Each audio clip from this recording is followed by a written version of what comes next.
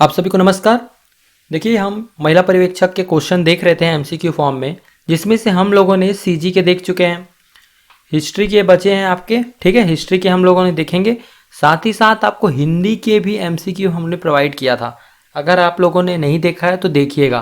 ठीक है, जल्द ही एग्ज़ाम से पहले हम करेंट अफेयर के भी एक सीजी करेंट अफेयर के, ठीक है, सीजी करेंट अफेयर की भी एक एमसीक्यू ला देंगे। और साथ ही साथ आप जुड़े रहिए हमारे चैनल के साथ। देखिए, आपके लिए एमसीक्यू आते रहते हैं सीरीज़। पूर्व में सीजी का भी आया था, अब आएगा, उसके बाद आपका शायद जियोग्राफी का आ सकता है। ठीक है, याद रखिएगा। आज हम साइंस के क्वेश्चन, जो कि सामान्य विज्ञान, देखिए यहाँ सामने जो लिखा रहता है ना, वो ज़्यादा ही हमारे लिए इंपॉर्टेंट हो जाता है। सामान्य बोल रहा है, मतलब एग्ज़ाम में सामान्य चीज़ें ही आपसे पूछेगी। ठीक है, 10वीं लेवल की ही आपसे एग्ज़ाम में पूछेगा हर चीज़। तो इसीलिए ध्यान देने वाली बात है कि हमें आज सामान्य विज्ञान से महत्वपूर्ण प्रश्न को बनाना है। ठीक है, सारे एनालाइज करके ही वो क्वेश्चन निकाले गए हैं, ताकि आपसे एग्जाम में वो क्वेश्चन पूछने की संभावना अधिक है। चलिए बात करते हैं, ज़्यादा ना बात करके क्वेश्चन देखते हैं। हमारा आज का पहला क्वेश्चन है। देखिए, पहला क्वेश्चन कह रहा है, निम्नलिखित में से कौन सा एक अदिश राशि है। ठीक है, अदिश राशि है बोल रहा है। देखिए, अदिश राशि है और नहीं है, यहाँ पे क्वेश्चन में ध्यान दीजिएगा। जब भी ऐसे क्वेश्चन आए तो आप ऐसे करके यहाँ पे गोला लगा लीजिएगा। बोल रहा है अदिश राशि है, तो बताइए, 4 ऑप्शन आपके पास है, इनमें से अदिश राशि कौन सी नहीं है, सोचिए। चलिए मैं बताता हूँ। इसकी अदिश राशि ऑप्शन डी राइट आंसर होगा। ऊर्जा एक अदिश राशि नहीं है, जबकि यह एक सदिश राशि है। सॉरी, क्या बोल रहा है, अदिश राशि है। तो अदिश राशि कौन सा है, ऊर्जा है ना, अदिश राशि याद रखिएगा। अदिश राशि ऊर्जा है। अब अदिश राशि क्या होता है, एक सदिश राशि क्या होता है। देखिए, अदिश राशि क्या होता है, जिनका केवल परिणाम निकलता है, जिनका केवल परिणाम निकलता है, वह कहलाता क्या है, अदिश राशि कहलाता है। इसमें दिशा नहीं होती है, इसमें दिशा नहीं होती है। ठीक है, मैं एग्जाम्पल में कुछ आपको अदिश राशि बता देता हूँ, आपको याद रखना होगा। एग्जाम में अगर आया यहाँ से क्वेश्चन तो आपसे बनना चाहिए। अगर आप सदिश अदिश में सिर्फ अदिश राशि भी याद रखेंगे, अगर इतना में मिल गया कि दिख रहा है ऑप्शन में कि अदिश राशि नहीं है, तो आप बना सकते हैं यहाँ से। ठीक है, देखिए अदिश राशि में चाल, आपका चाल, दूरी, समय, आयत और दाब, ताप, विद्युत धारा, लिखिएगा ना ध्यान से, ये सब लिख लीजिए क्योंकि आप ही के लिए काम आएगा। मैं बता दे रहा हूँ आपको। विद्युत धारा हो गया, कार्य हो गया आपका, और ऊर्जा जो आपसी ऑप्शन में। इसमें से अदिश राशि, ये सारी चीज़ें मैंने बताया, ये अदिश राशि है। जबकि जो चुंबकीय क्षेत्र, बल और वेग हैं, ये सारे सदिश राशि हैं। ठीक है, अदिश राशि, सदिश राशि आपको समझ आ गया। एग्जाम में आएगा तो आपको यहाँ से क्वेश्चन छूटना नहीं चाहिए। ध्यान दीजिएगा, ध्यान से बनाइएगा। चलिए क्वेश्चन नंबर दूसरा देखते हैं। ट्रैफिक सिग्नलों में आयात को रोकने हेतु लाल बत्ती का उपयोग क्यों किया जाता है। मोस्ट इंपॉर्टेंट क्वेश्चन है। ठीक है, ऐसे क्वेश्चन एग्जाम में पूछ सकते हैं, इसीलिए आपको ये वाले क्वेश्चन को ध्यान देने की बात है, तो आपको ध्यान देना होगा। बताइए, ट्रैफिक सिग्नलों को आयात को रोकने हेतु लाल बत्ती का उपयोग क्यों किया जाता है। 4 ऑप्शन है, बताइए किस कारण से उपयोग होता है, मतलब उपयोग क्यों लाया जाता है। इसका आंसर हो जाएगा, बताइए क्या होगा इसका आंसर। इसका तरंग धैर्य को सबसे लंबा, मतलब ऑप्शन ए, इसका तरंग धैर्य सबसे लंबा होता है, इसलिए लाल कलर का ही यूज़ किया जाता है। ठीक है, क्योंकि ये लाल कलर होता है ना, आप कितने भी दूर हो जाएं, अक्सर देखिएगा टावर पे, आपका टावर पे रहता है, चिमनियों पे रहता है, सब पे लाल कलर का ही रहता है। ऐसे आप सोचे होंगे कि भाई पीला, नीला, हरा, गुलाबी, या तो क्यों नहीं होता है। अक्सर देखेंगे आप लाल और सफ़ेद का ही यूज़ किया जाता है। ठीक, सिग्नलों में क्या होता है, ये जो लाल कलर होता है ना, सारी किरणों को अवशोषित करने का क्षमता रखता है। ठीक है, सबसे अवशोषण क्षमता इसका बोल सकते हैं कम रहता है, सॉरी कम रहता है। इसके कारण लाल कलर देखिएगा, ट्रैफिक में हो गया, ट्रेनों में हो गया, लाल कलर अक्सर दिखाई देता है। इसलिए बाकी कलर धुंधला होगा ना, जब धुआं आ जाता है तब आपको ये बाकी कलर नहीं दिखाई देगा, लेकिन लाल कलर अक्सर आपको दिखाई देता है। इसीलिए आप भी कहीं भी देखिएगा, भीड़ में भी अगर आप लाल कपड़ा पहने होंगे तो आपको ज़रूर लोग पहचान जाएंगे। लाल अलग दिखेगा, बाकी लोग सेम कपड़ा भी पहनेंगे नहीं पता चलेगा, लेकिन लाल वाला साला अलग ही दिखता है। ठीक है, मैं वर्ड्स निकल गए होंगे कुछ अपशिष्ट, उसके लिए क्षमा कीजिएगा आप सभी मेरे को। ठीक है, चलिए नेक्स्ट देखते हैं। क्वेश्चन नंबर तीसरा है, इंद्रधनुष में लाल रंग किस क्रम में होता है। रंगों का क्रम इंपॉर्टेंट है। क्या है, इम्पॉर्टेंट, क्या चीज़ इम्पॉर्टेंट है? तो रंगों का क्रम मोस्ट इंपॉर्टेंट है, ये रंग का क्रम आपको याद रखना है। इंद्रधनुष में कौन सा रंग होता है बताइए, इस इंद्रधनुष में रंग का क्रम कौन सा होता है? टोटल कितने रंग होते हैं आप सभी को पता होगा, अगर नहीं पता है तो मैं बता दूंगा। देखिए इंद्रधनुष में जो लाल रंग होता है वह अंतिम रंग होता है। कौन सा रंग होता है? अंतिम रंग, मतलब लाल रंग जो अंतिम रंग होता है। आपको एक मैं ट्रिक बता देता हूँ, उसको याद रखिएगा, सभी को पता होगा। बैजानी हपी नाला, इसको याद अगर रखेंगे तो आपको याद रहेगा। 7 रंग है टोटल, 7 रंग में ये हो गया बैजानी हपी नाला, जो कि आपको रंगों का एक ट्रिक है बताया। बै से बैगनी, ज से जामुनी, नी से नीला, ह से हरा, पी से पीला, ना से नारंगी, ला से लाल। याद हो गया? लिख लीजिएगा, नोट कर लीजिएगा। चलिए नेक्स्ट क्वेश्चन पे देखते हैं। क्वेश्चन नंबर 4, अल्फा कणों में की खोज किसने की थी? इंपॉर्टेंट क्वेश्चन है, सीधा देखिए आंसर बताइए। इसकी खोज किसने की थी? इसकी खोज अर्नेस्ट रदरफोर्ड ने की थी। ठीक है, याद रहेगा आप सभी को। चलिए नेक्स्ट देखते हैं। क्वेश्चन नंबर 5 है, कौन से भारतीय वैज्ञानिक ऑप्टिकल फाइबर की खोज से संबंधित है? कौन सी कंपनी है जो ऑप्टिकल फाइबर एक लेंस का प्रकार है ना, याद रखिएगा, ये लेंस से संबंधित होता है, लेंस से। अब एग्जाम में आपसे लेंस से पूछेगा तो ये उत्तल लेंस याद रखिएगा और अवतल लेंस याद रखिएगा। लेंस में पूछता है, जैसे कि देखिए एक क्वेश्चन मैं यहाँ से बता देता हूँ। डी का मतलब याद रखिए, डी मतलब एक क्वेश्चन आएगा, दूरदृष्टि दोष के लिए कौन सा लेंस का उपयोग किया जाता है? तो डी याद रखिएगा, दूर दृष्टि दोष हो गया, डी से दूर दृष्टि दोष, और यूज हो जाता है आपका उत्तल लेंस। तो दूर दृष्टि दोष के लिए कौन सा लेंस यूज किया जाता है? उत्तल लेंस। अब दूर दृष्टि दोष की बात करते हैं, मतलब निकट दृष्टि दोष हुआ, मतलब आपको पास का नहीं दिखेगा, उसके लिए कौन सा यूज किया जाएगा? उत्तल दर्पण। ये चीज को याद रखिएगा। अब बताइए यहाँ पे ऑप्टिकल फाइबर की खोज किसने की थी? तो ये कपानी ने की थी। कपाली होगा, कपानी या जो है देख लीजिएगा आप, इसका आंसर कपानी, ऑप्शन बी राइट आंसर हुआ। ठीक है, चलिए नेक्स्ट देखते हैं बच्चों। नेक्स्ट है, सूर्य का निर्माण हुआ है। आखिरकार सूर्य का निर्माण कैसे हुआ है बताइए? सूर्य का निर्माण आप सभी समझ रहे हैं कैसे हुआ है बताइए? तो ये आपका हाइड्रोजन व हीलियम के मिलन से हुआ है, मतलब ऑप्शन बी इसका राइट आंसर होगा। मतलब यहाँ पे गलत हो गया टाइपिंग, ये सी रहेगा। ठीक, यहाँ से ऑप्शन ए और सी लिख देना। ठीक है, हाइड्रोजन और हीलियम। हीलियम गैस किसके किस में भरा जाता है? तो हीलियम गैस आपका एरोप्लेन के पहिए में भरा जाता है, और किस में भरा जाता है?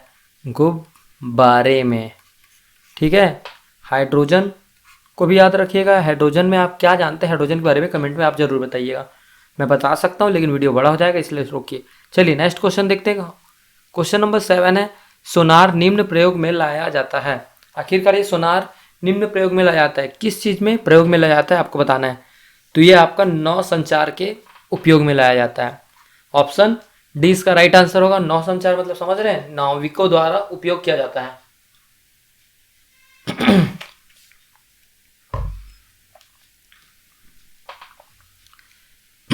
सॉरी।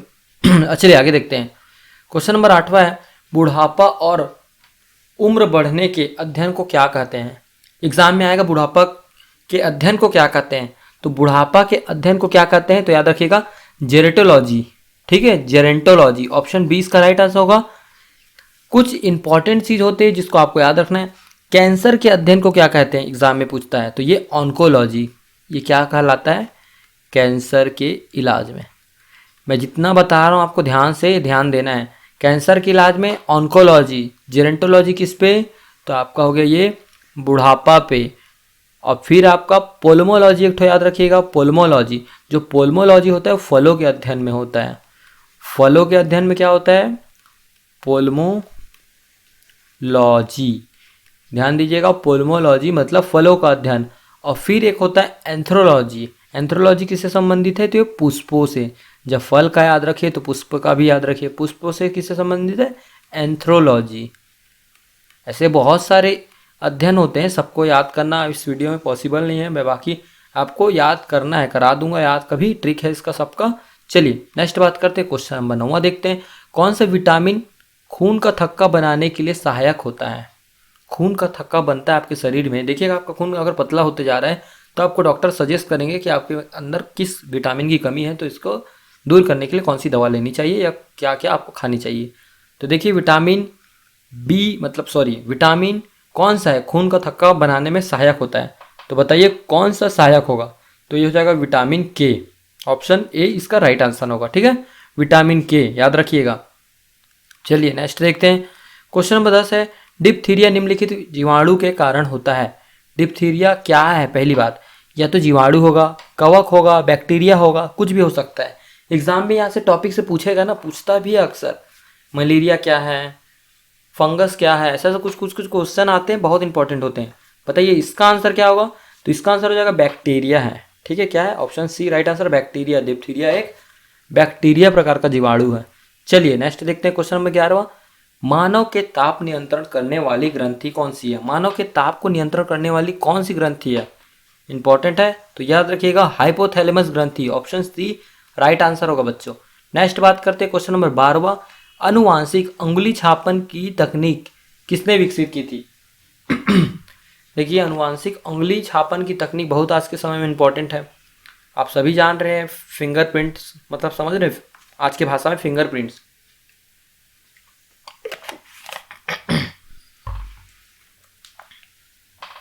तो बताइए उंगली छापन की विधि किसने की थी? तो ये हो जाएगा Alan Jeffreys. Alan Jeffreys, option A right. मेरा गला में थोड़ा दिक्कत है आपको तकलीफ हो रहा होगा थोड़ा, उसके लिए मैं माफ़ी चाहूँगा। चलिए क्वेश्चन नंबर 13 देखते हैं, होम्योपैथी के संस्थापक कौन है थे? इंपॉर्टेंट क्वेश्चन है, होम्योपैथी आयुर्वेदिक ऐसे ऐसे क्वेश्चन आते रहते हैं एग्जाम में। तो होम्योपैथी के आपसे पूछ रहा है अध्ययन कौन है, तो इसके संस्थापक है सैमुअल हैनीसेमैन। सैमुअल, ऑप्शन सी इसका राइट आंसर होगा। ठीक है, चलिए इसी बात पे नेक्स्ट क्वेश्चन बात करते हैं। क्वेश्चन नंबर 14 देखेंगे। चलिए क्वेश्चन नंबर 14 देखते हैं, हरे पौधे में प्रकाश संश्लेषण की क्रिया में होता है। क्या होता है हरे पौधे में प्रकाश संश्लेषण की क्रिया? बताइए क्या होता है? तो ये आपका कार्बन डाइऑक्साइड लेता है और ऑक्सीजन छोड़ता है। ये तो नॉर्मल क्वेश्चन है, आप सभी को पता होगा। पेड़ एक हमारे जीवन के लिए बहुत ही महत्वपूर्ण कार्य करते हैं। हम कार्बन डाइऑक्साइड छोड़ते हैं तो उसे ग्रहण करते हैं और हमें वो ऑक्सीजन देते हैं। इसीलिए आप पेड़ लगाइए और उसका देख रेख कीजिए, वो आपकी जिम्मेदारी है। जीवन में एक पेड़ तो जरूर लगाना चाहिए, हर इंसान को जीवन में अपने एक पेड़ जरूर लगाना चाहिए, ताकि वो आने वाले समय के बच्चों को बता सके कि मैंने कुछ किया है करके। ठीक है, इस प्रकार से डायग्राम में आप देखिए, समझिए क्या है कि आखिरकार पेड़ से ही हम हैं। ये नहीं रहेगा ना तो हम भी जीवित नहीं रहेंगे, ऐसी स्थिति हो गई आज के समय में। तो आप भी पेड़ लगाइए, एक पेड़ जीवन में तो जरूर लगाइए, सब उसको लगाइए, देख रेख कीजिए। देखिए एक अभियान की तरह लीजिए, मन में कोई ज़रूरी नहीं है लगाना इच्छा है, लेकिन अगर आप लगाएंगे आप आने वाले पीढ़ी को बता पाएंगे कि इस पेड़ को मैंने लगाया है, इसका फल बोलते नहीं है आज करेगा तो कल पाएगा। तो अगर आज आप पाएंगे पेड़ लगाएंगे तो इसका फल किसको मिलेगा? आपके बच्चों को ही तो मिलेगा ना, आने वाले समय के पीढ़ियों को मिलेगा। तो जीवन में एक पेड़ जरूर लगाएं। जैसे कि किसी के जन्मदिन है, जन्म में गिफ्ट देते हैं, सब कुछ देते होंगे, उस जन्म में एक पेड़ लगा दे उसके नाम पे। ठीक है, उस पेड़ का नामकरण कर दे, जो भी इच्छा है नाम कर दो। और पेड़ का नाम करने के बाद उसका देख रेख करने का जिम्मेदारी भी सिर्फ आपका होना चाहिए। वो उसके लिए सबसे बड़ा गिफ्ट होगा जब वो सोचेगा, देखेगा, जानेगा वो कब लगा है तो बताएगा मेरे जन्मदिन के दिन लगा है बच्चा, और फिर उसके बाद उस पेड़ का उससे भी लगाव बढ़ेगा। ठीक है, ऐसे में ही लोग बढ़ावा दे सकते हैं पेड़ लगाने के लिए। चलिए ज़्यादा बात नहीं करते, क्वेश्चन नंबर 15 पहुँचते हैं। 15 है, 1 ग्राम वसा में कितनी ऊर्जा पाई जाती है? इंपॉर्टेंट क्वेश्चन है, 1 ग्राम वसा जूल में कितनी मात्रा होती है? ये सब सारे इंपॉर्टेंट क्वेश्चन होते हैं। अभी पूछ रहा है 1 ग्राम वसा में कितनी जूल होती है, सबसे पहले बताइए कितनी होती है? तो ये 9 कैलोरी होती है। ठीक है, यहाँ पे काल लिखा गया है, सॉरी, ये होगा 9 कैलोरी होती है। ऑप्शन सी राइट आंसर होगा। ठीक है, समझ गए। चलिए आगे बढ़ते हैं, क्वेश्चन नंबर 16 देखेंगे। 16 में क्या पूछ रहा है, अफीम पौधा के किस भाग में मिलता है? अफीम पौधे के किस भाग में मिलता है? तो बताइए, अफीम का पेड़ आप सब ने देखा है, सभी ने देखा होगा अफीम की खेती नहीं देखें तो उसके ऊपर एक मूवी है, अच्छी मूवी है, उसको देखिएगा। अफीम सबसे ज़्यादा कहाँ उगाया जाता है? तो ये आपका अफगानिस्तान में। अफगानिस्तान में अफीम की सर्वाधिक खेती की जाती है। फिलहाल अफीम किस भाग में पाया जाता है पूछ रहा है, तो ये आपका डोडो भाग में पाया जाता है। ये डोडो क्या होता है मुझे भी नहीं पता, अब देखिएगा सर्च कीजिएगा आगे का ये डोडो क्या है। अगर आपको मिलेगा तो कमेंट में ज़रूर बताइएगा, ठीक है।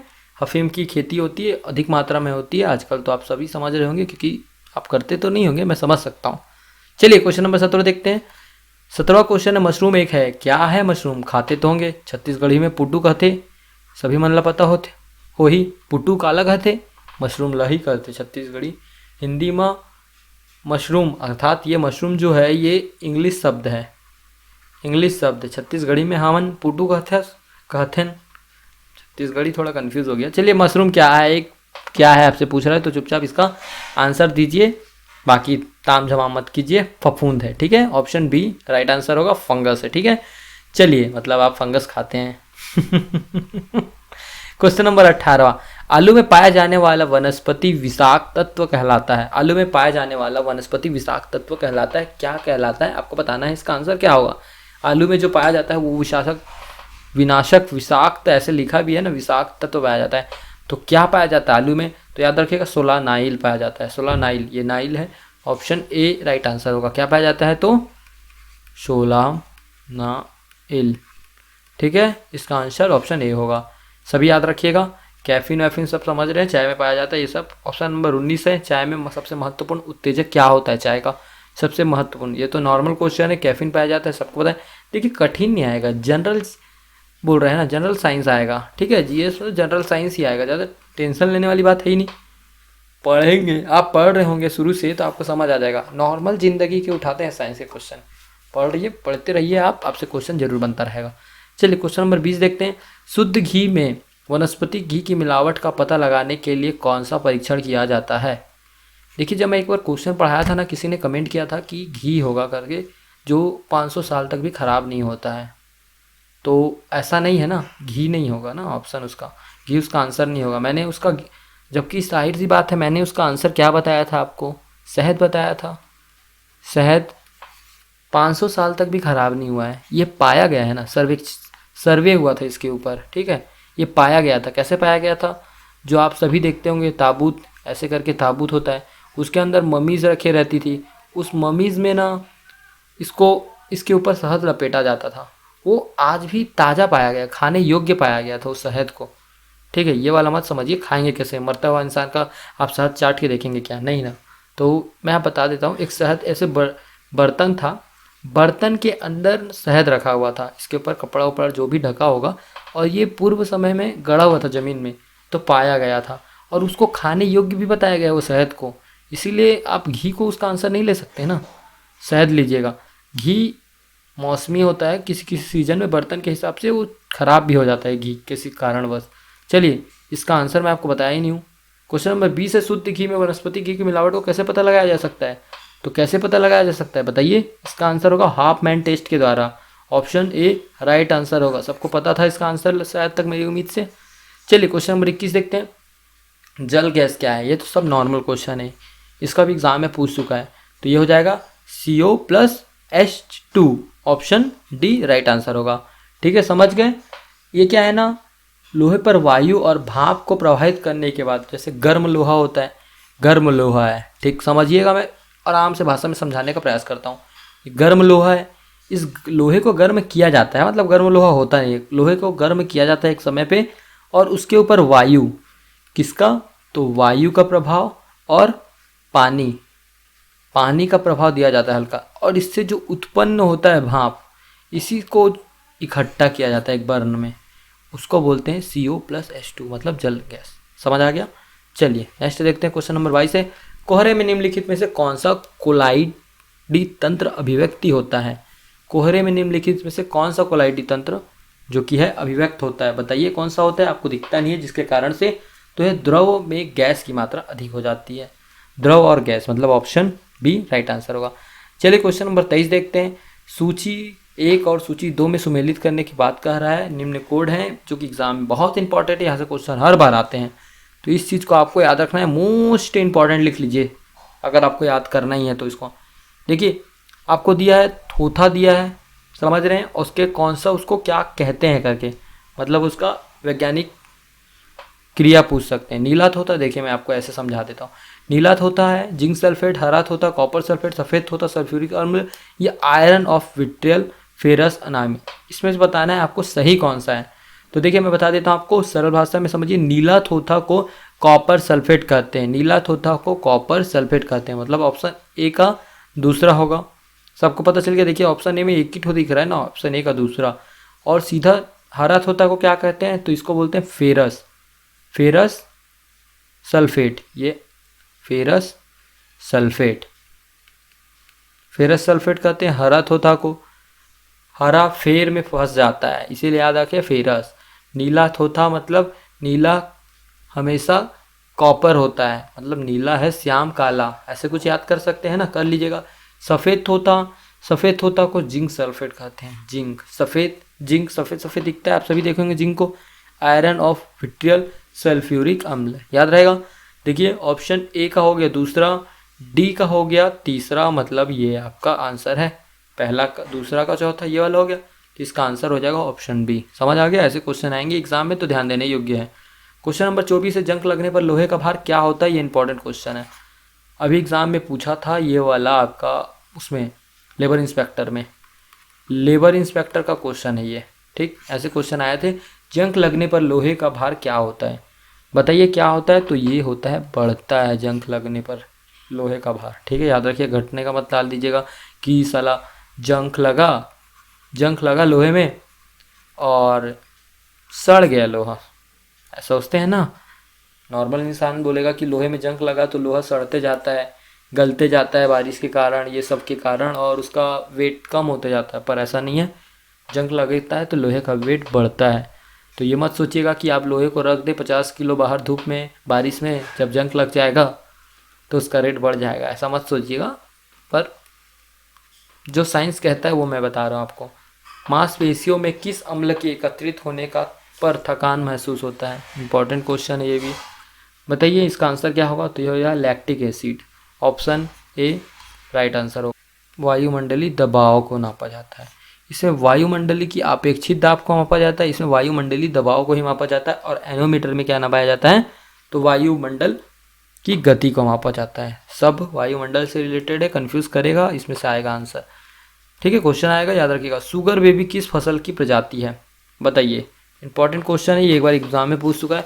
शुगर बेबी किस फसल की प्रजाति है, आखिरकार शुगर बेबी किसे बोलते हैं। तो ये आपका क्या का आंसर हो जाएगा, ये एक तरबूज की प्रजाति है। ठीक, याद रहेगा, यह एक तरबूज की प्रजाति है, याद रखिएगा सभी।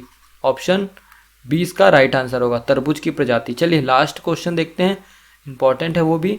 वह एक मानव अंग कौन सा है जो किसी हिस्सा अलग कर दिया जाए, मतलब किसी हिस्से को अलग कर दिया जाए तो स्वयं से पुनर्जीवित हो जाता है, मतलब आपके शरीर से उस अंग को हटा दिया जाएगा, लेकिन हमारा शरीर इतना स्ट्रांग है कि उस अंग को पुनः से जीवित कर लेगा, पुनः से जीवित कर लेगा। वो ऐसा कौन सा अंग है बताइए। तो ये आपका यकृत है। ठीक है, याद रहेगा यकृत, ऑप्शन डी इसका राइट आंसर होगा।